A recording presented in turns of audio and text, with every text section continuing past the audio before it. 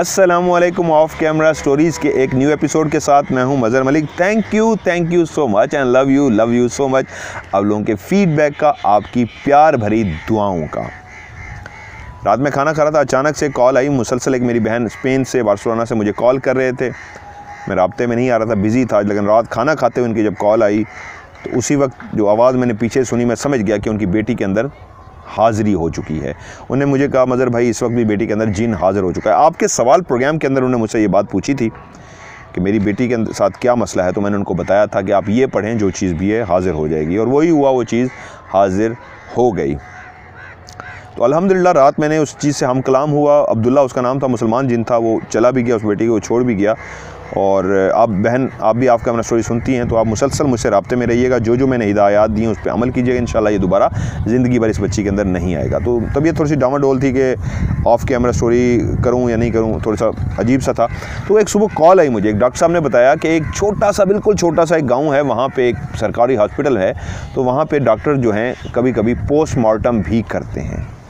तो वो जो छोटा सा रूम बनाया हुआ है पोस्टमार्टम का, वहाँ पे एक हफ़्ता हुआ है, वहाँ पे एक ऐसी अजीब व गरीब एक्टिविटी हो रही है जो डॉक्टर साहब ने मुझे बताई है और कहा यार आप आके वहाँ पे इन्वेस्टिगेशन करो, वाकई बहुत कुछ है जो आपका कैमरा रिकॉर्ड करेगा।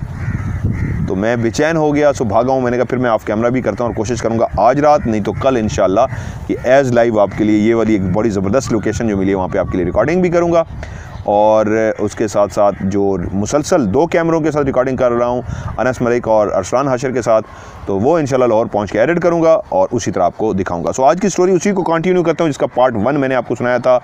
बहन का फ़र्जी नाम मैंने रखा था फ़िज़ा, और मेरे ख्याल में हस्बैंड का शायद फ़र्जी नाम रिहान रखा था ना अनस? रिहान। सो फ़िज़ा और रिहान का पार्ट 1 मैंने आपको सुनाया था, आप लोगों ने लाइक किया, तो उसी का पार्ट 2 की फरमाइश थी, मैं आपको सुनाता हूँ। फ़िज़ा को वो जो चीज़ें नज़र आ रही, तंग आ रही थी, जब एक लिमिट उनकी क्रॉस हो गई और उन्होंने डरना छोड़ दिया, और उसके बाद अब मामला उसकी बेटी और बेटे तक पहुंचा। उस फैमिली की बहुत सारी बातें मैंने स्किप इसलिए की क्योंकि वो एक सरकारी बहुत बड़ी पोस्ट पे फाइज है, एक बहुत बड़ा ओहदा है उनके पास सरकार का पाकिस्तान में, इसलिए बहुत सारी चीज़ें मैंने स्किप कर दी कि मकसद स्टोरी है, उस फैमिली तक पहुँचना नहीं है।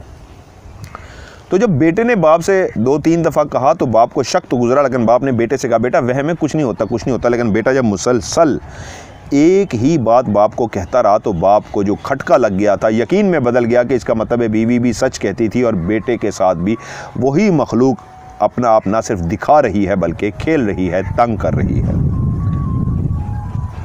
जब भी इंसान को पता लगे उसके बच्चों के साथ, बीवी के साथ इस तरह का मामला है, तो यकीनन सी बात है किसी पीर, फ़कीर, आमिल या किसी भी इस तरह की पढ़ाई करने वाले बंदे से रब्ता करता है। और उन्होंने भी अपनी पहुंच के हिसाब से किसी से रब्ता किया। जब उनसे रब्ता हुआ तो उन्होंने उनसे कहा कि आप फौरी तौर पे जितना जल्दी हो सके ये पढ़िए और इस घर को छोड़ दीजिए, क्योंकि उनका अपना घर नहीं था, जो सरकारी पोस्ट थी वहीं से उनको घर मिला हुआ था। अब वो इस इंतज़ार में लग गए कि जितनी जल्दी हो सके मेरी पोस्टिंग हो और मैं इस घर को छोड़ दूं। अल्लाह अल्लाह करते परेशानी की इस आलम में कि वो जब जॉब पे होते तो पीछे उनको बच्चों का, बीवी का धड़का लगा होता कि या अल्लाह मेरे बच्चे खैरियत से हों। अल्लाह ने दुआ सुन ली और उनकी पोस्टिंग हो गई। ये है आज की पार्ट 2 जो मैं स्टार्ट करने जा रहा हूँ। उनको एक सरकारी घर मिला, बहुत बड़ा घर, जो बहुत बड़ा सरकारी ऑफिसर्स को मिलता है, जिसका बहुत बड़ा लॉन, उन्होंने मुझे वीडियो भी भेजी है।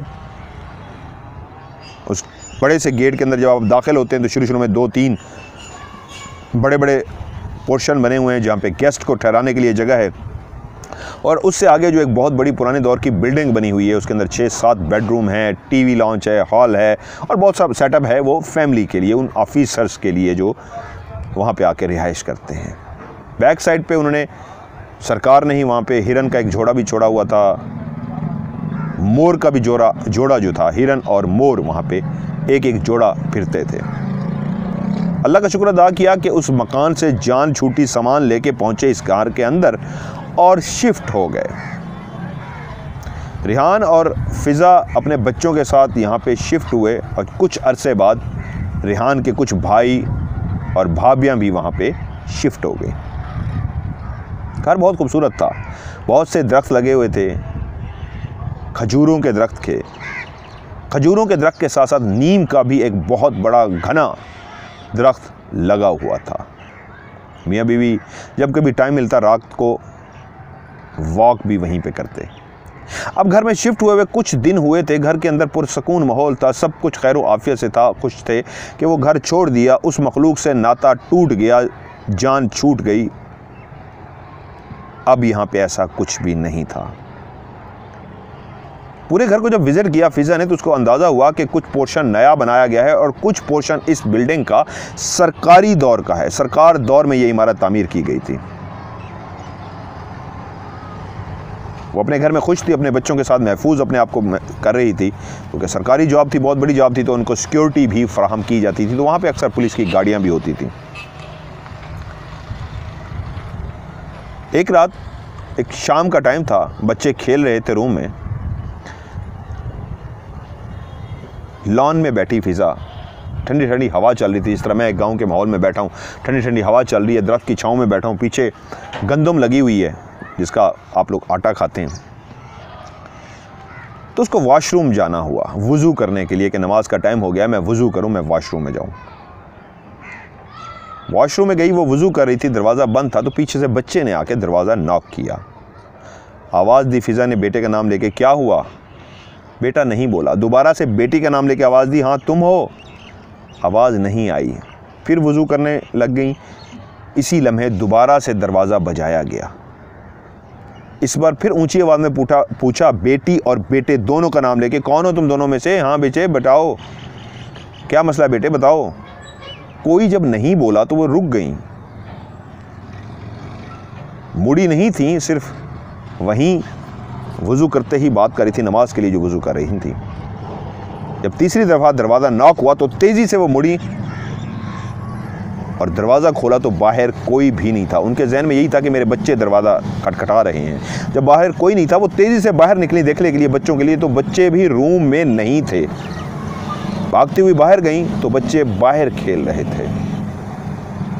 बच्चों से पूछा, आप दोनों ने दरवाज़ा खटखटाया है? तो वो बोले, नहीं मामा, हमने दरवाज़ा नहीं खटखटाया। तो वो चौंक गई, फिर बच्चों ने नहीं खटखटाया तो किसने खटखटाया है? उसने अपने आप को तसल्ली दी, मेरा कहीं वहम होगा, अभी अभी तो जान छूटी है उस मखलूक से, हो सकता है मेरा ये वहम हो। तो दिल को तसल्ली दी और वज़ू किया, नमाज पढ़ना शुरू कर दी। 2-3 दिन मज़ीद सुकून के साथ गुजरे, घर में कुछ भी नहीं हुआ, सब बहुत खुश थे। फिजा कहती हैं, मैं बाहर लॉन में अकेली वॉक कर रही थी। ये जो एक बड़ा सा घर था, इसका एक हाल नुमा कमरा था।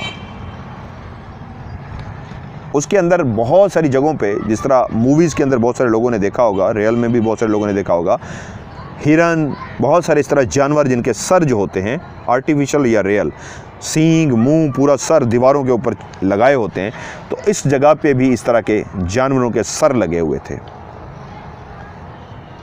नीचे टेबल टेनिस के लिए टेबल पड़ी हुई थी कि अगर कोई टेबल टेनिस खेलना चाहे तो उस टेबल पे खेल सकता है। वो कहती, मैं टहल रही थी तो मुझे आवाज़ आई, क्योंकि टेबल टेनिस खेलते हुए जो उसकी बॉल होती है, जब वो ठप्पा लगाती है, जंप लगाती है उस टेबल से और जंप लगा के दूसरी साइड पे जाती है और उसको शॉट खेली जाती है, दोनों तरफ से प्लेयर्स जब शॉट खेलते हैं उस टेबल के ऊपर, तो एक अच्छी खासी आवाज़ पैदा होती है, शोर पैदा होता है। वैसा ही शोर पैदा हो रहा था, तो वो एकदम से तेज़ी के साथ गई। इस वक्त कौन आ गया जो इस वक्त आके खेलना शुरू हो गया? घर में तो मेरे सामने कोई भी नहीं आया। वो तेज़ी से जू उस टेबल के करीब जा रही थी, जो उनकी आंखों से तो ओझल सी साइड पे थी, लेकिन आवाज़ तेज़ होती जा रही थी, क्योंकि जो भी था वो ना सिर्फ खेल रहा था बल्कि बहुत ज़ोर से शॉटें लगा रहे थे, वो भी और वो भी। तेज़ी से चलती हुई जूं वो करीब जा रही थी, आवाज़ और बढ़ती जा रही थी। जैसे ही वो टेबल के करीब पहुंची, टेबल आंखों के सामने आई तो देखा कोई भी नहीं है, ना ही कोई आवाज़ आ रही है। तो फिर वो चौंक गई कि ये वहम नहीं है, कोई था और एक भी नहीं, 2 थे जो टेबल पे दोनों साइडों पे खड़े खेल रहे थे। क्योंकि दूर से आवाज़ आई और मैं इस तरफ मुतवज्जो हुई, और जब मैं करीब आ रही थी तो आवाज़ बढ़ती जा रही थी। जब मैं उस टेबल के बिल्कुल सामने पहुंची तभी वो दोनों रुक गए। ना वो बॉल नज़र आई, ना वो खेलने वाले रैकेट, ना वो दोनों प्लेयर। तो वो डर गई, ये कोई और नहीं, ये वही हैं जो पहले उस घर में थे। आज इधर अगर कोई खेल रहा था तो ये वो वाले नहीं हैं, लेकिन है वही मखलूक जिसको जिन कहते हैं, क्योंकि वो बाकायदा टेबल टेनिस खेल रहे थे। अब दिल में एक शक पैदा हो गया, वहम पैदा हो गया, या अल्लाह क्या यहाँ बेबी वही माजरा है जो उस घर में था? फिर वही तस्बीह, वही अल्लाह से दुआ, नमाज तो बाकायदगी से पढ़ती ही थी, बस ये दुआ करते नहीं कि या अल्लाह मेरा वहम ही हो, ऐसा कुछ भी ना हो, जिस अजाब से, जिस कर्ब से, तकलीफ़ से मैं गुजरी हूँ, मेरे बच्चे गुजरे हैं, वैसा कुछ भी ना हो। लेकिन दिल में खटका सा था जो लग चुका था।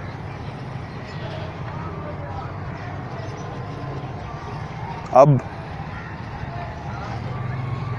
क्या था कि हर वक्त उसका दिमाग फ़िज़ा का जो अलर्ट हो चुका था, कभी इस साइड पे, कभी इस साइड पे, कभी उधर देखता, या अल्लाह फिर कोई मसला तो ना हो जाए मेरे साथ या मेरे बच्चों के साथ।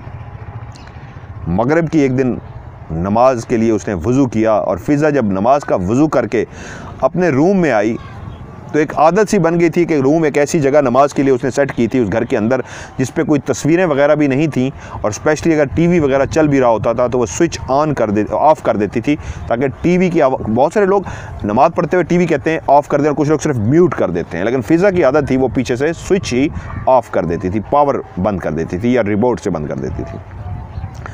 जैसे वो वज़ू करने के लिए जा रही थी वॉशरूम की तरफ, तो उसने रिमोट उठाया, जो टीवी चल रहा था उसकी पावर ऑफ़ कर दी। वज़ू किया, आई, नमाज़ पढ़नी शुरू कर दी। जैसे ही वो नमाज़ पढ़ना शुरू किया फ़िज़ा ने, तो नमाज़ के दौरान ही टीवी खुद ब खुद ऑन हो गया। ना सिर्फ ऑन हो गया, बल्कि टीवी के अंदर से जो मुसलसल आवाज़ें थी उसकी वजह से कोई उसकी नमाज़ को डिस्टर्ब कर रहा था। डेफिनेटली जब आप नमाज़ पढ़ रहे हो और टीवी की ऊँची आवाज़ होती है तो आपकी तवज्जो हट जाती है। उसने जल्दी से सलाम फेरा और इधर उधर देखा, कोई भी नहीं था। रिमोट भी वहीं उसके सामने पड़ा था जहाँ पर उसने रखा था। अब की बार वो गुस्से में उठी, उसने रिमोट की बजाय पीछे गई, टीवी के पीछे जाके उसने बटन को ऑफ़ कर दिया कि अब कोई टीवी चला ही ना सके और मैं अपनी नमाज पढ़ लूँ। दोबारा वो नमाज़ पढ़ने के लिए खड़ी हुई, और जैसे ही उसने नमाज़ पढ़नी शुरू की तो टीवी अब फिर से खुद ब खुद ऑन हो चुका था। इस दफ़ा उसने जल्दी से नमाज इसलिए ख़त्म की, अब तो उसने स्विच पीछे से बंद कर दिया था, पावर ही ख़त्म कर दी थी। तो कमरे में जब आया कोई नहीं, तो फिर कैसे टीवी ऑन हो सकता है जो ऑन हो चुका था। तो वो फिर जो शक व शुबात, जो यकीन था, बिल्कुल 100% यकीन हो गया कि अब वो यहाँ पे भी हैं। वो उस घर वाले नहीं हैं, लेकिन यहाँ के जो रहने वाले मकीन हैं वो वाले जिन हैं। तो वो अल्लाह की तरफ देख के अजीब सी होगी कि या अल्लाह फिर किस इम्तिहान में डाल दिया है। अब वो घबराई हुई थी, सहमी हुई थी। शौहर ने पूछा क्या हुआ, तो उसने बताया इस घर में भी वही मामलात हैं जो उस घर में भी थे। तो शौहर ने कहा नहीं, तुम्हारा वहम है, क्योंकि तुम इस तरह की बहुत सारे टाइम पीरियड तुमने इन मखलूक के साथ गुजारा तो तुम्हारे दिमाग पे सवार हो गया, ऐसा कुछ भी नहीं है। रात को बैठे मियाँ बीवी, बाकी फैमिली वाले नीचे हॉल में बातें कर रहे थे कि एकदम से फ़िज़ा के जहन में आया मेरा बेटा ऊपर रूम में अकेला सो रहा है। या अल्लाह, मैं अपने बेटे को कैसे इस घर में अकेला छोड़ के आ गई हूँ। वो सो रहा है और हम लोग नीचे बैठे हैं। भागती हुई ऊपर गई, जब ऊपर पहुंची है तो आंखों ने मंजर देखा कि बेटा ना सिर्फ बेड से जाग चुका है, बल्कि किसी एक दरवाजे की तरफ देख के इतना खौफजदा हुआ है और टिकटिकी बातें देख रहा है और कांप रहा है धीरे धीरे। भागती हुई एक ममता अपनी बच्चे के बाद पहुंची, और जैसे ही बेटे ने देखा माँ आ गई है तो वो लिपट गया अपनी माँ के साथ। और माँ ने पूछा मेरा बेटे को क्या हुआ है, क्या हुआ है। वो तोतली सी आवाज़ में वो छोटा सा बेबी माँ को बताना शुरू हो गया, कांप रहा था और बता रहा था कि वो उस तरफ है मामा, वो उस तरफ खड़ा है, वो सामने है मामा। वो बहुत डरा हुआ था, वो बता नहीं पा रहा था, वो एक्सप्लेन नहीं कर पा रहा था, लेकिन माँ इतना ज़रूर समझ गई थी, वो जो भी था इसको नज़र आ गया है, सामने खड़ा इसको नज़र आ रहा था, बच्चा डर रहा था। अब उसने फ़ैसला किया कि वो अपने बच्चों को कभी मगरिब के बाद अकेला नहीं छोड़ेगी। शौहर से इस बात का जिक्र किया तो शौहर ने फिर कहा तुम्हारा वहम होगा, बच्चा है, वैसे डर गया होगा, नींद में डर गया होगा, परेशान होने की ज़रूरत नहीं। क्योंकि शौहर की जॉब ऐसी थी कि वो इन बातों पे यकीन नहीं भी करते थे और करते भी थे। कभी कर लेते थे और कभी कहते थे कुछ भी नहीं है। अब एक नया घर, एक नया माहौल, लेकिन सिलसिला आज भी वही जारी था। अब जो बाकी उसके रिहान के बहन भाई उसके भाई और उसके बच्चे जो शिफ्ट हुए थे, उनके साथ भी आहिस्ता आहिस्ता मामलात शुरू हो चुके थे। वो ज़बान पे नहीं ला रहे थे, लेकिन हो उनके साथ भी रहा था। ये उनके रूम की रात को कोई खिड़की खुद ब खुद बजती थी, कोई बाहर से खड़ा होकर खिड़की बजाता था, कभी रात को दरवाज़ा नॉक होता था। वो लोग उस पर यकीन नहीं कर रहे थे, डर नहीं रहे थे, कोई इतना क्लियर उनको साइन नहीं मिला था, लेकिन हल्के फुल्के साइन उनको मुसलसल मिल रहे थे। कभी खिड़की बजती थी, कभी दरवाज़ा बजता था, कभी छत पे कोई चल रहा होता था, लेकिन क्लियर कुछ महसूस नहीं हुआ था। तो इसलिए वो उसको अपना वहम समझ रहे थे, ज़्यादा डर नहीं रहे थे। शौहर ने भी बीवी से यही कहा था, तुम्हारा वहम है, डरो मत, कुछ भी नहीं है, नया घर है, कुछ टाइम लगता है सेटल होने में, सब सेट हो जाएगा। एक रात मियाँ बीवी सर्दियों की रात बैठे बातें कर रहे हैं, गपशप कर रहे हैं। बच्चे दूसरे कमरे में हैं। एकदम से बच्चे की चीख मारने की आवाज़ आई है। तो ये चीख की आवाज़ सिर्फ फिज़ा के कानों ने नहीं सुनी, बल्कि रिहान के कानों ने भी क्लियर सुनी थी। और रिहान एकदम से डर गया कि मेरा बेटा चीखा है, या अल्लाह क्या माजरा है, और तेज़ी से वो उठा और भागता हुआ ऊपर की तरफ चला गया, ऊपर वाले रूम की तरफ चला गया कि मेरा बेटा डर गया या क्या हुआ, मेरे बेटे ने चीख मारी। और फिज़ा इस बात पे हैरान बैठी हुई थी, चीख तो मेरे कान के करीब से आई है, ये कहाँ भागते हुए ऊपर जा रहे हैं। तो वो भी पीछे से उनकी तरफ भागना शुरू हो गई कि ये कहाँ जा रहे हैं। जब वो ऊपर गए तो ऊपर कमरे में कोई भी नहीं था। तो वो एकदम से चौंके और बीवी की तरफ देख के कहा, आवाज़ तो इस रूम से आई है। तो बीवी ने कहा, नहीं, इस रूम से नहीं आई। तो उसने कहा, बच्चे कहाँ हैं? बीवी ने कहा, बच्चे अपने रूम में। तो वो नीचे से तेज़ी के साथ उतरा और रूम में गया, तो बच्चे अपने कमरे में सो रहे थे। तो उसने पूछा, फिर अगर बच्चे सो रहे हैं तो ये किसकी चीख की आवाज़ थी? उसने कहा, वही जो मैं आपको इतने दिनों से कह रही हूँ और आप मुझे कह रहे हैं वहम है तुम्हारा, वो वहम नहीं है। ये आवाज़ ऊपर से नहीं आई थी, हमारे बिल्कुल करीब से आई थी, मेरे इस कान के करीब से आई थी, और आप ऊपर चले गए थे।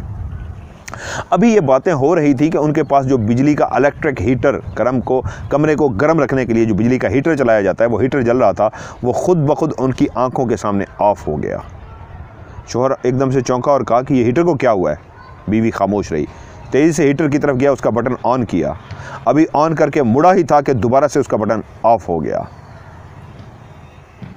उसने फिर से मुड़ के उसका बटन ऑन किया। जब उसने फिर उसका बटन ऑन किया तो अभी वो मुड़ा ही था कि बटन उसकी आंखों के सामने, अभी मुड़ नहीं पाया था, उसकी आंखों के सामने ही बटन ऑफ हो गया। तो अपने दिल से पूछने लगा, मेरा वहम है या वाकई कोई इसको अभी ऑन ऑफ कर रहा है? लेकिन उसको लगा कि नहीं, मैं अब आखिरी दफ़ा फिर देखता हूँ। अब उसने खौफ के आलम में और अपने आप को तसल्ली देने के आलम में, क्या है ये हीटर का बटन ख़राब है या कोई कर रहा है, अभी उसने अपना हाथ बढ़ाया ही था हीटर की तरफ कि उसका हाथ हीटर के करीब ही पहुंचा था। तो जो भी था उसने हीटर के बटन को ऑन ऑफ किया। टक टक, जब टक टक की आवाज़ आई तो वो एकदम से डरा और पीछे हट गया, क्योंकि अब वहम यकीन में बदल चुका था। जो भी था इसकी बार उसने ऑन भी किया था और ऑफ़ भी किया था। वो वहम दूर हो चुका था। स्विच अगर ख़राब है तो ऑफ़ ज़रूर हो सकता है, खुद ब खुद ऑन ऑफ़ नहीं हो सकता। तो एकदम से ना सिर्फ घबराया बल्कि बीवी से कहा, आयतुल कुर्सी पढ़ो, मैं सूरह यासीन पढ़ता हूँ। और धड़कते दिल के साथ खौफज़दा आवाज़ में, ऊंची आवाज़ ने रिहान ने सूरह यासीन पढ़ना शुरू कर दी और उसकी बीवी ने आयतुल कुर्सी पढ़ना शुरू कर दी। अब एक बात तो क्लियर हो गई थी, ये घर भी हॉन्टेड है। उस घर को तो छोड़ के आ गए। पीर साहब ने ये तो कह दिया था कि इस घर को छोड़ दें, लेकिन शायद पीर साहब भी नहीं जानते थे नया कौन सा उनको घर मिलेगा, कहाँ पे उनकी पोस्टिंग होगी, और जहाँ पे उनकी पोस्टिंग होगी वहाँ पे भी ये मखलूक उनकी मुंतज़िर होगी। अब इस घर में भी उस मखलूक से उनका पाला पड़ चुका था।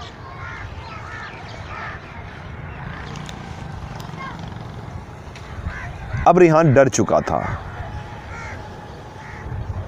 मामला सिर्फ बीवी का नहीं था, मामला बच्चों का भी था। बीवी जो पहले ही बहुत अपने बच्चों के मामले में सेंसिटिव हो चुकी थी कि बच्चों के साथ कोई प्रॉब्लम ना हो, अब और भी ज़्यादा अलर्ट थी इस बात पे। नो थैंक यू, मैं तो ये पीता ही नहीं हूँ बिल्कुल, इस तरह की चीज़ें। बहुत अलर्ट हो चुकी थी इस बात से, मेरे बच्चे इस मखलूक के साथ खेलना ना शुरू कर दें। फिर एक दिन दोनों मियाँ बीवी लॉन में टहल रहे थे, वॉक कर रहे थे कि एकदम से वो जो नीम का दरख्त था वहाँ से तेज़ खुशबू आनी शुरू हो गई। ये खुशबू बीवी ने भी सूंघी और शौहर को भी महसूस हुई। तो शौहर बोला कितनी ज़बरदस्त खुशबू है, और बीवी ने कहा मैंने ज़िंदगी में इससे आज तक अच्छी खुशबू नहीं सूंघी। और शौहर भी बोला बिल्कुल सही कह रहे हो, इससे पहले ऐसी ज़बरदस्त खुशबू मैंने भी नहीं सूंघी। मुझे नहीं लगता ये इस दुनिया की खुशबू है, ये किसी और जहाँ की खुशबू है। लेकिन साथ ही वो दोनों एक दूसरे की तरफ देख के चौंक भी खड़े, अगर और जहाँ की है तो फिर तो ये वही जहाँ है जिससे वो डरते फिर रहे हैं। क्योंकि शौहर अब दिल ही दिल में सोच रहा था, या अल्लाह कोई इस तरह का सिलसिला बना, बंदोबस्त बना कि मैं अब यहाँ से भी शिफ्ट हूँ, क्योंकि बात क्लियर हो चुकी थी, यहाँ पे भी वो मखलूक अपना बसेरा रखती है। अब जब कभी भी वो बाहर वॉक करते उसी टाइम पे, तो उनको वो खुशबू मुसलसल कुछ लम्हों के लिए, जैसे ही वो वॉक करते वो खुशबू कुछ लम्हों के बाद वो खुशबू फैल जाती। और शौहर इस कोशिश में था कि मैं इस घर को जितनी जल्दी हो सके चेंज करूं। फिज़ा बच्चों को स्कूल भेजने के बाद अपने बिस्तर पे लेटी हुई थी। टेलीफोन की घंटी बजी, उसने कॉल उठाई। यस, क्योंकि वो एक सरकारी बिल्डिंग थी, वहाँ पे नौकर चाकर बहुत ज़्यादा थे, अर्दली भी था, खाना पकाने के लिए भी था, सफाई के लिए भी था, गार्ड भी थे, पूरी एक गाड़ी भी पुलिस की मौजूद होती थी, बहुत बड़ी पोस्ट थी उनकी। तो वहाँ से वो बोला मैडम वो सफाई के लिए बंदा सुबह से आया हुआ है और आप शायद देर से उठी हैं, तो उसने घर भी जाना था, वो आपका इंतज़ार कर रहा था सोने का कि आप जाग जाएं तो वो सफाई कर ले। तो वो बोली कि आप उनसे कहें अगर मैं किसी दिन लेट उठ रही हूँ तो वो चला जाया करें, मुझे खौफ, मैं नाराज़ नहीं होंगी, ज़रूरी नहीं है कि वो काम करके जाएं। अगर मैं टाइम पे उठ गई हूँ तो आप उनको ऊपर भेज दिया करें, वो सफाई करें। अगर मैं लेट उठी हूँ, नहीं अभी तक उठी, सोई हुई हूँ, तो बेशक वो चले जाया करें, ऐसी कोई बात नहीं। आप उनको भेज दीजिए, उनको कहिए वो जो झाड़ू है मुझे दे दें, आज सफाई मैं खुद करूँगी। हुक्म बजा लाया गया, वो आया सफाई करने वाला, उसने झाड़ू बेगम साहबा के हाथ में पकड़ाई और इजाज़त ली, घर चला गया। बेगम साहबा ने पहले अपने कमरे की सफाई की और कमरे की सफाई करने के बाद बाहर जो बहुत बड़ा सा लॉन था, ऐसे दिल से जा रहा था, लॉन में पहुंची और जो नीम का दरख्त था उसके नीचे एक सब्ज़ बहुत पत्ते थे जो गिरे हुए थे, और हैरान हो गई आज इतने पत्ते क्यों गिरे हुए हैं। तो उसने झाड़ू लगा के पत्ते एक साइड पर इकट्ठे करने शुरू कर दिए।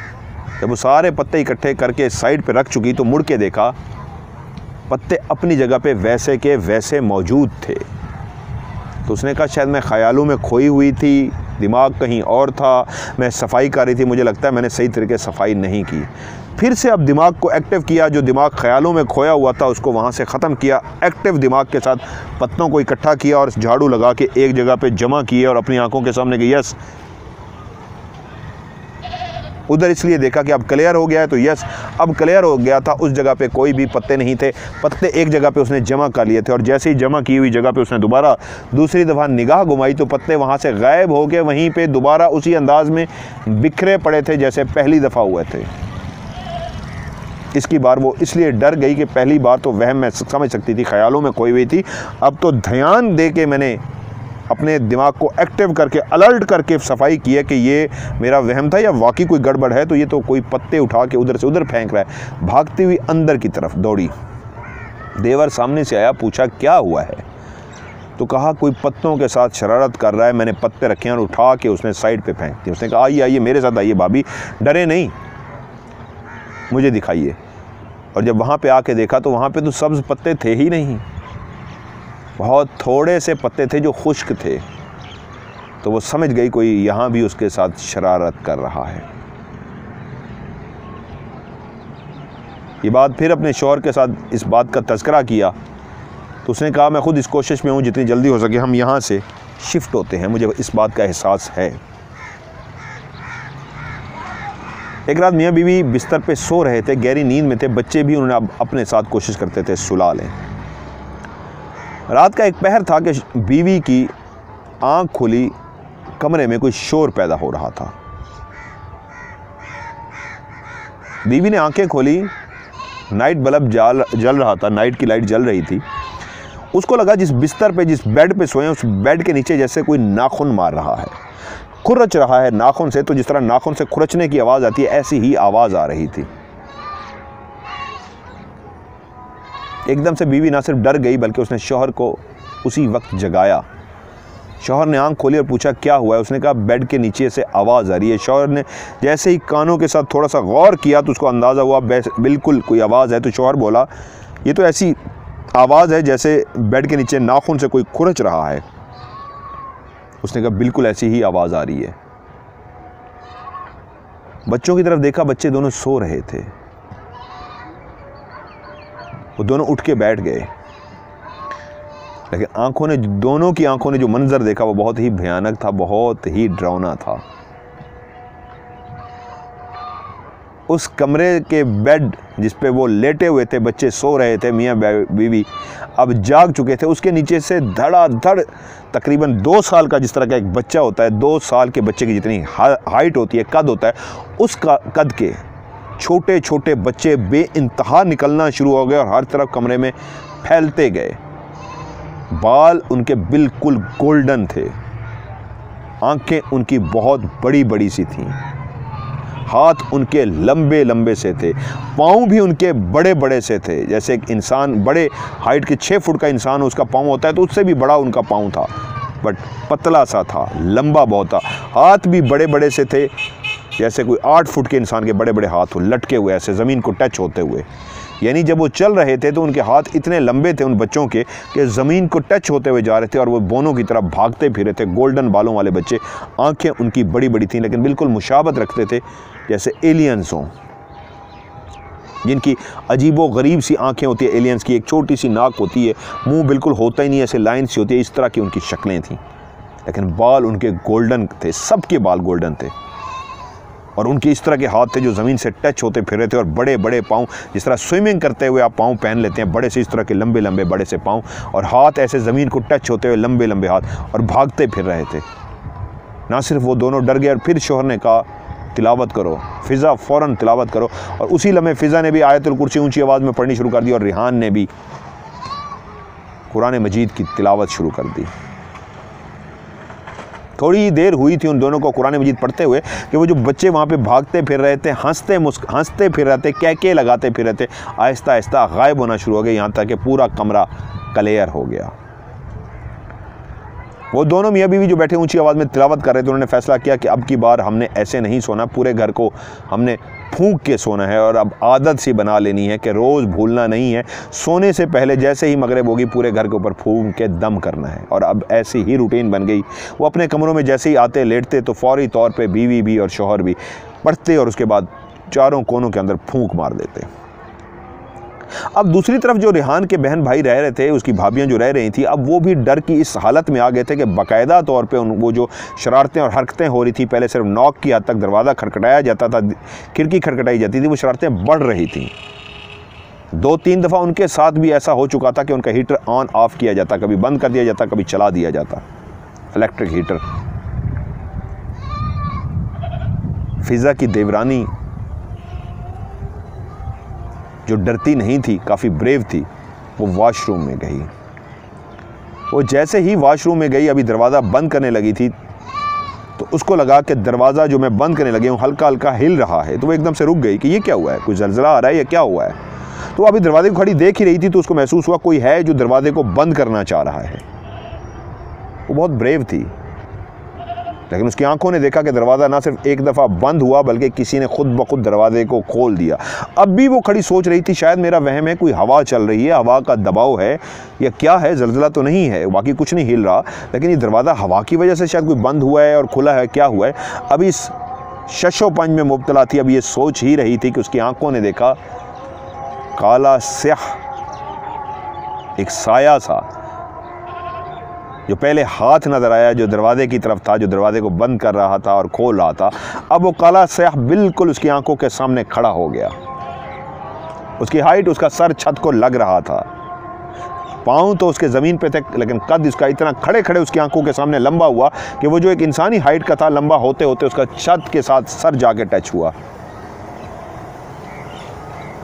और लाल सुर्ख अंगारे जैसे उसकी आंखें जो चमक रही थी, वो मुस्कुरा रहा था जैसे उस देवरानी को कह रहा हो अब यकीन आया या अब भी तुम्हारा वहम है। तो वो चीखती हुई जिस हालत में भी थी, एकदम से चीखें मारती हुई वो बाहर की तरफ भागी। उसको घर वालों ने पकड़ा और उसे पूछा क्या हुआ है, तो उसने कहा हाँ मुझे यकीन आ गया, आज वो मुझे नज़र आ गया है। काला स्याह था वो, बिल्कुल इंसान की तरह कद था पहले उसका, और मेरी आंखों के सामने उसका कद छत को जाके लगा। वो बहुत ही भयानक था, बहुत ही डरावना था, बहुत ही खौफनाक था। और उसके बाद 1 हफ्ता वो बुखार में मुब्तला रही। वो इतना ज़्यादा डर गई थी क्योंकि वो चीखो पुकार हुई थी, बहुत ज़्यादा मामला बढ़ चुका था। वो मियाँ बीवी फ़िज़ा और रिहान जो खामोशी के साथ उस मुकाबला कर रहे थे, उन जिनात का परेशान थे, तिलावतें कर रहे थे, जब उनके कानों तक भी बात पहुंची और रात को मीटिंग हुई कि वो भी डर गई, अब क्या किया जाए, मामला इस हद तक बढ़ चुका है। रिहान के भाइयों ने कहा पहले हम खामोश रहे, खिड़कियाँ बजती थी, दरवाजे बजते थे, शरारतें होती थी, छत पर कोई भागता था। और रिहान ने बताया भाई मामला तो हमारे साथ भी हो रहा है। तो फिर फैसला हुआ, फिर हमें इस घर को क्लियर करना चाहिए। फिर भाग दौड़ शुरू हुई क्योंकि एक दूसरे शहर में वो ट्रांसफ़र हो चुके थे। जिनसे पहले इलाज किया था वो किसी और शहर में थे।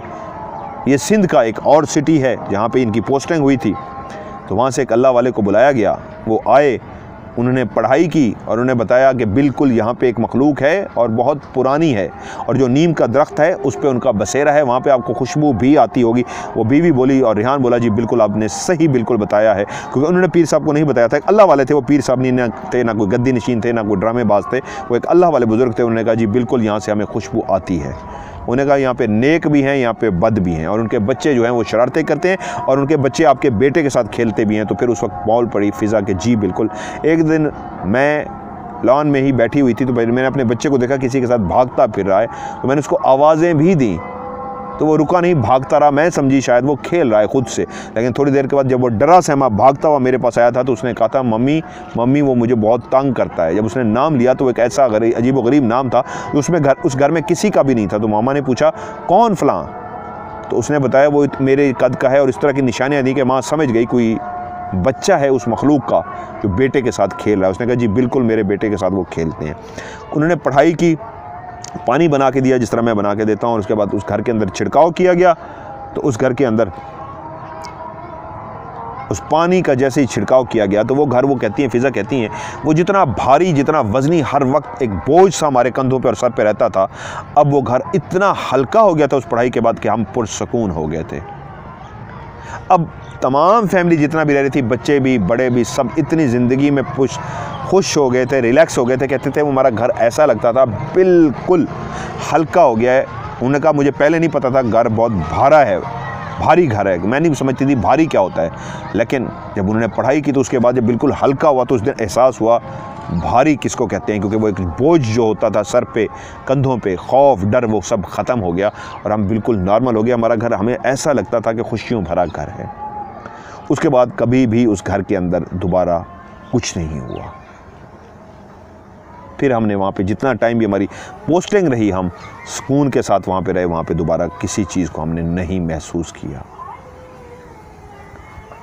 अब इस फैमिली के साथ आगे क्या हुआ, क्योंकि पोस्टिंग भी इनकी एक ऐसी जगहों पे होती है, ये जो सरकारी लोग होते हैं बहुत बड़ी पोस्ट पे होते हैं, लाइक डीपीओ, डीसीओ या इस तरह की बड़ी जो पोस्टें होती हैं, इनसे भी बड़ी पोस्टें होती हैं, मैं मेंशन नहीं करना चाह रहा।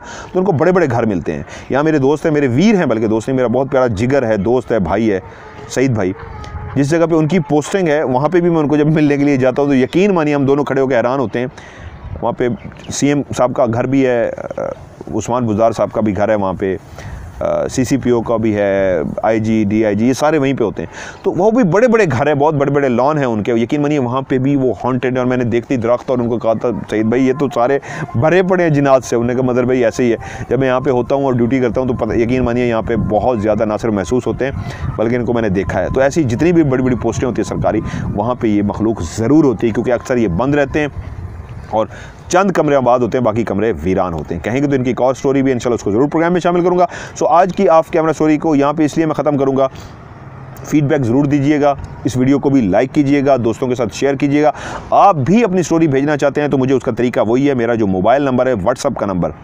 पाकिस्तान से बाहर जो लोग बैठे हुए हैं वो कोड मिलाएंगे प्लस जमा का निशान और उसके 92 आगे मेरा नंबर मिलाएंगे 313665500। रिपीट कर देता हूँ, +9231366550। और जो पाकिस्तान में वो सिर्फ कोड मिलाए बगैर डायरेक्ट नंबर मिलाएंगे 031366 55500। इस पे मुझे अपनी स्टोरी वॉइस मैसेज में रिकॉर्ड करके सेंड कीजिए या फिर लिख के सेंड कीजिए, और डिलीट तब तक नहीं करना जब तक आपकी स्टोरी प्रोग्राम में शामिल नहीं हो जाती। सो इस सैटरडे को एक ज़बरदस्त राज प्रोग्राम की इन्वेस्टिगेशन के लिए एक ऐसी जगह जहाँ पे पोस्टमार्टम होता है, और पोस्टमार्टम का एक अपना ही खौफ होता है, जहाँ पे इंसान को टुकड़े टुकड़े किया जाता है, काटा जाता है, तो वहाँ पे जो एक्टिविटीज़ हो रही है तो सोचिए वो कैसी होगी। वेट कीजिए, इंशाल्लाह एक बहुत ज़बरदस्त प्रोग्राम आपको मैं रिकॉर्ड करके दिखाता हूँ राज में। सो आज की आपका स्टोरी से मज़हर मलिक को दीजिए इजाज़त। अपना ढेर सारा ख्याल रखिएगा। खुदा हाफिज़।